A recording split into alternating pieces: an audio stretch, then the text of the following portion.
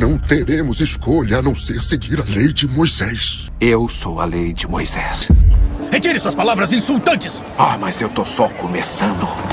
Suas profanações de heresia serão expurgadas deste lugar sagrado. Eu e o Pai somos um. Você já imaginou se, no scroll qualquer do seu feed, surgisse a notícia: jovem carpinteiro, nascido em comunidade humilde, percorre o país pregando amor, cura e verdade? E se esse homem, sem diploma, sem marketing, começasse a arrastar multidões nas praças, curasse enfermos, sem cobrar nada, confrontasse políticos e líderes religiosos, será que você apertaria o botão seguir ou no impulso denunciaria como charlatão? Essa pergunta, Jesus seria aceito hoje, não é um exercício de ficção, é um espelho que revela o quanto nosso coração continua dividido entre sede de esperança e o medo de perder privilégios. Pensa rápido. Profissionais de saúde que desafiam planos milionários para tratar gente sem cobertura são aplaudidos ou processados. Jornalistas que expõem corrupção são condecorados ou recebidos com ameaças. Ativistas que defendem refugiados ganham prêmios ou são taxados de inimigo da pátria.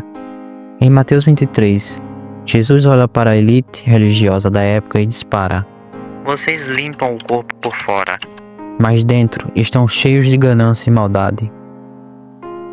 Você consegue ouvir o eco disso nas timelines de hoje?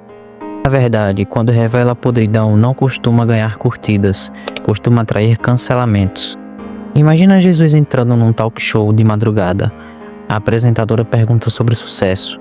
Ele responde sem piscar que a vida de alguém não consiste na abundância dos bens que possui. No mundo de influencers ostentando carros, mansões, passagens na business class, alguém que despreza o acúmulo seria chamado de visionário ou de fracassado. Pode apostar, o algoritmo prioriza o brilho da ostentação. E nós, o que priorizamos no silêncio da mente? E se ele parasse em frente a um centro de detenção, segurasse um cartaz: eu era preso e vocês me visitaram? E se ele levantasse o microfone num congresso dizendo que o maior é o que serve? Redes sociais explodiriam de memes chamando-o de comunista ou de fascista. Depende do lado que se sentir ameaçado. O filho do homem seria linchado no Twitter antes que pudesse explicar a parábola. Traz para a realidade. Em julho de 2023, um médico cubano que atendia gratuitamente em comunidades carentes foi acusado de concorrência desleal por clínicas particulares. Em 2024, uma advogada que defendia refugiados passou 2 dias presa sob a alegação de tráfico de pessoas. O moderno tem leis sofisticadas, mas quando alguém ameaça a lógica do lucro ilimitado, a justiça faz ouvidos moucos. Jesus derrubou as mesas dos cambistas porque transformavam fé em mercado. Se ele repetisse a cena em 2025, interromperia leilões de NFTs gospel, agendas lotadas de conferências a R$1.000 o ingresso, aplicativos que cobram por água ungida em spray e, novamente, seria acusado de radical. Talvez você se pergunte, mas hoje valorizamos caridade, não? Sim, desde que não exponha a nossa hipocrisia, desde que a câmera grave o bom gesto e não a miséria do sistema. Jesus não se autopromovia, ele servia, ele dizia: quando deres esmola, não saiba a tua mão esquerda o que faz a tua direita. Em tempos de rios solidários, será que esse conselho soa atraente ou derruba métricas? Imagine o sermão do monte transmitido ao vivo: bem-aventurados os mansos, os que choram, os perseguidos. O chat em tempo real dispararia emojis, uns chorando, outros zombando. No feed seguinte, algum guru motivacional ensinaria que mansidão é fraqueza e que perdão é perder a chance de lucrar. O coração humano não mudou muito, continua dividido entre o escalão da autopromoção e a trilha da renúncia. Há quem diga, hoje Jesus seria aplaudido pelos excluídos, mas rejeitado pelos formadores de opinião.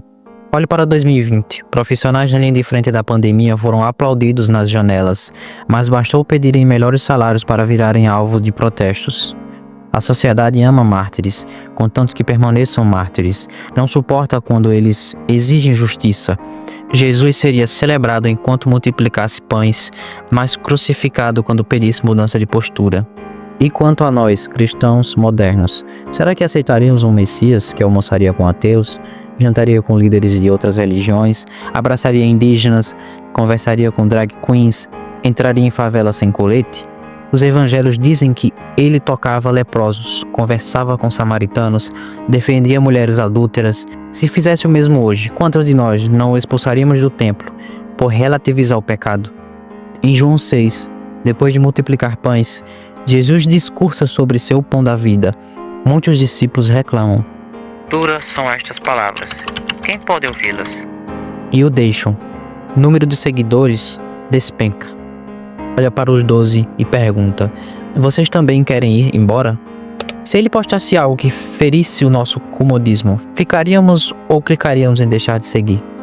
Talvez você diga: "Mas Lucas na Bíblia está profetizado que ele seria rejeitado." Exato. Isaías 53 diz que ele seria desprezado e o mais rejeitado entre os homens. A questão é: você, espectador, se colocaria entre os que gritam Hosana ou entre os que berram Crucifica-o? E o teste se repete em assuntos quentes de 2025.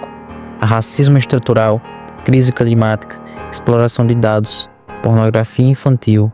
Se Jesus denunciasse a indiferença diante de escravidão digital, empresas bilionárias tentariam silenciá-lo. Se chamasse a atenção para a depredação ambiental, diriam que ele quer retardar o processo. O relativismo moral romperia as redes, porque o Messias mexe em sistemas, não apenas aconselha pessoas. Talvez a melhor prova de que hoje o rejeitaríamos seja o fato de que ainda rejeitamos quem encarna pequenos traços dele. Gente que perdoa em vez de vingança, quem doa sem mostrar, que insiste em amar inimigos. Preferimos seguir deuses customizados que nunca nos confrontam. Romanos 1 fala de quem troca a verdade pela própria versão de verdade. Entretanto, há esperança, porque entre a multidão do crucifica, sempre existe um José de Arimateia disposto a ceder o túmulo, um Simão Cirineu que ajuda a carregar a cruz, uma Maria Madalena que continua aos pés do mestre. A pergunta é: quem você quer ser nessa narrativa? Jesus seria aceito hoje? Depende de quem responde. Talvez não fosse trend do X, nem capa de revista. Talvez não conseguisse abrir conta verificada porque recusaria expor documentos, mas seria aceito por cada coração sedento de verdade. Cansado de futilidades, ele ainda bate a porta e diz: "Eis que estou à porta e bato. Se alguém ouvir a minha voz e abrir a porta, entrarei." A pergunta real não é se a sociedade o aceitaria, é se você o aceitaria.